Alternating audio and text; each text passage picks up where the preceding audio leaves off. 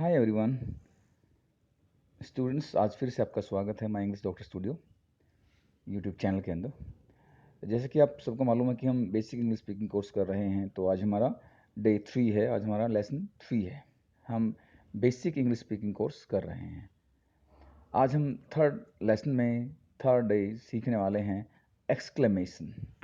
देखिए, जब भी कोई लैंग्वेज बोली जाती है ना स्टूडेंट्स, तो उस लैंग्वेज में अगर जो है भाव नहीं है, फील नहीं है, तो फिर वो लैंग्वेज कभी भी नेचुरल हो ही नहीं सकती। और इस तरह का कम्युनिकेशन जिसमें फील नहीं होता, इमोशंस नहीं होते, वहाँ पर वो कोई कम्युनिकेशन हो ही नहीं सकता।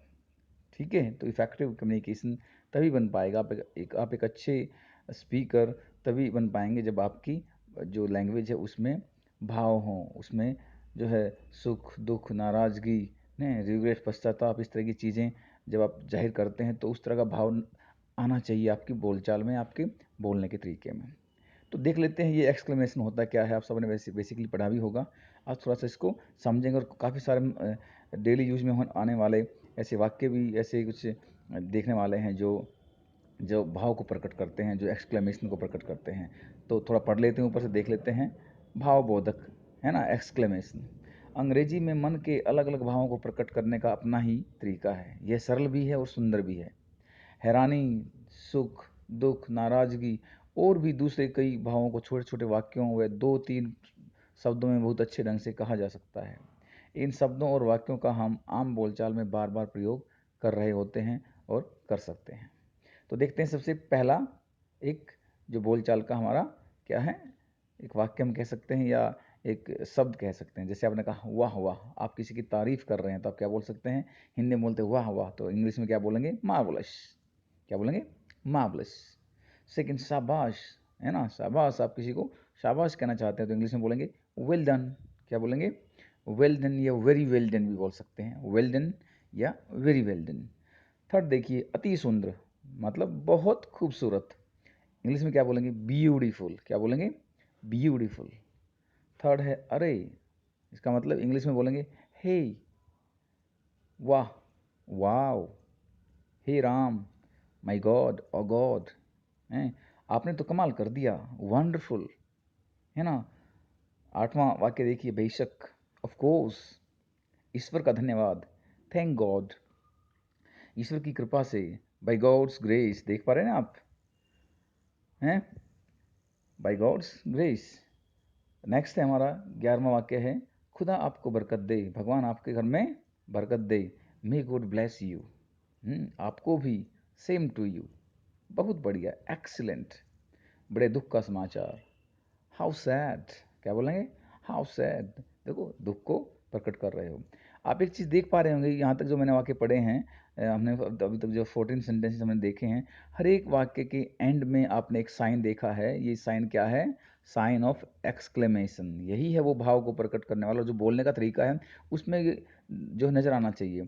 आप इसको ऐसे नहीं पढ़ेंगे हाउ सैड, क्या बोलेंगे? हाउ सैड, है ना। इस तरीके से एक भाव आपकी जो है, वो भाव का वो फील जो है वो आपकी बोलने के तरीके में आना चाहिए। ठीक है, उसका आपके प्रोनाउंसिएशन में वो चीज़ जाहिर होनी चाहिए।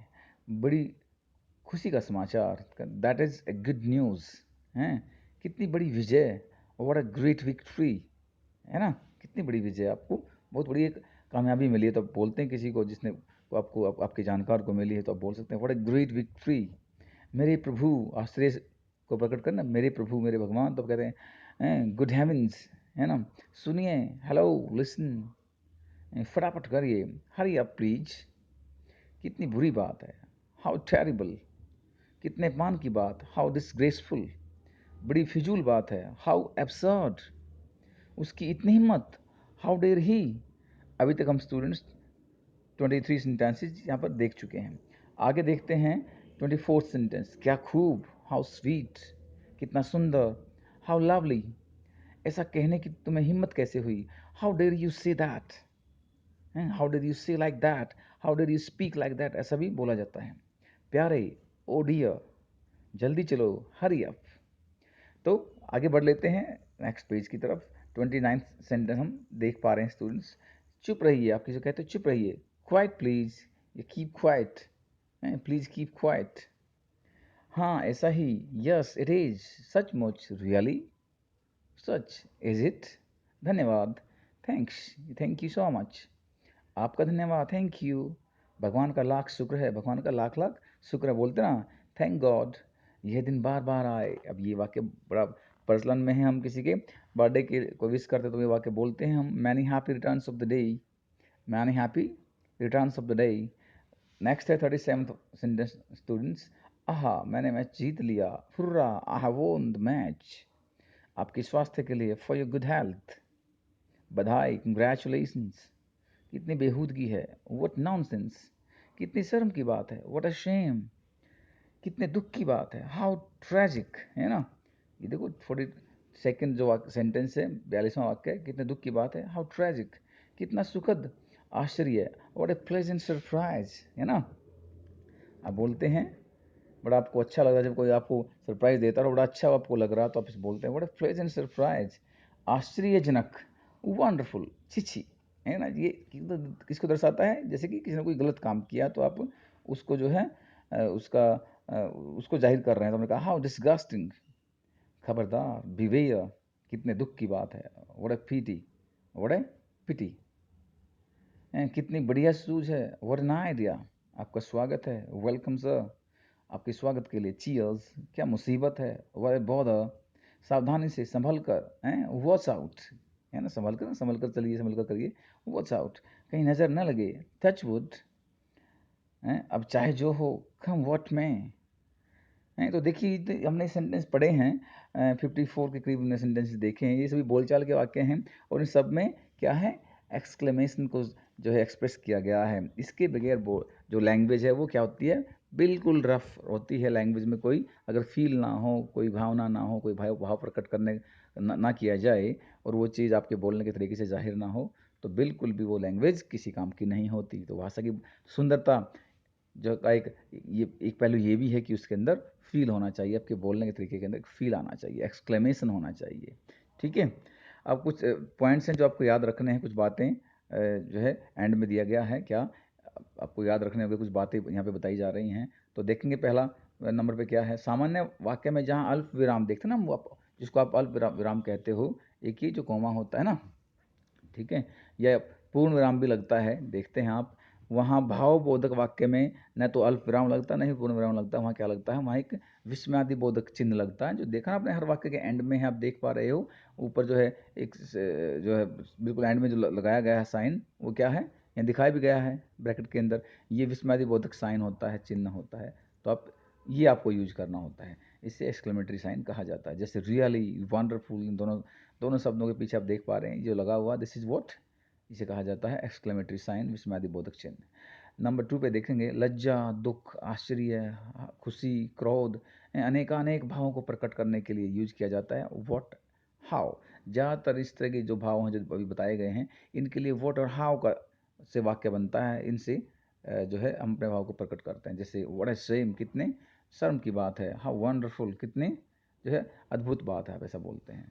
और नंबर 3 पे देखेंगे, विस्मयादि बोधक जो वाक्य होते हैं, एक्सक्लेमेटरी सेंटेंस जो होते हैं, बोलते समय ध्वनि में आश्चर्य आदि भावों का स्वर देना चाहिए। अगर बोलते समय आपके स्वर में ये आश्चर्य नहीं आप जाहिर कर रहे हैं तो फिर कोई फ़ायदा नहीं है। सिर्फ एक्सक्लेमेटरी साइन वाक्य में पीछे लगा देने से वो कभी भी बोलचाल में इफेक्टिव और इम्प्रेसिव नहीं कहलाता। अगर आपको बोलना पड़ रहा है वो बात, तो आपकी जो है आपका जो लहजा है उसमें ये चीज़ होनी चाहिए, उसके अंदर साइन ऑफ एक्सप्लेनेशन जो आप यूज कर रहे हो, या जो विस्मय को प्रकट कर रहे हो, आश्चर्य को प्रकट कर रहे हो, तो आश्चर्य वाला तरीका नज़र आना चाहिए। कहते हैं इतना सुंदर, है ना, जो बोलते हैं ना इतना सुंदर, आप ऐसे बोलते इतना सुंदर है, कोई फ़र्क नहीं पड़ेगा, इतना सुंदर, तो यहाँ पे आप भाव को प्रकट करें, हैरानगी भी जिता रहे हैं, ठीक है।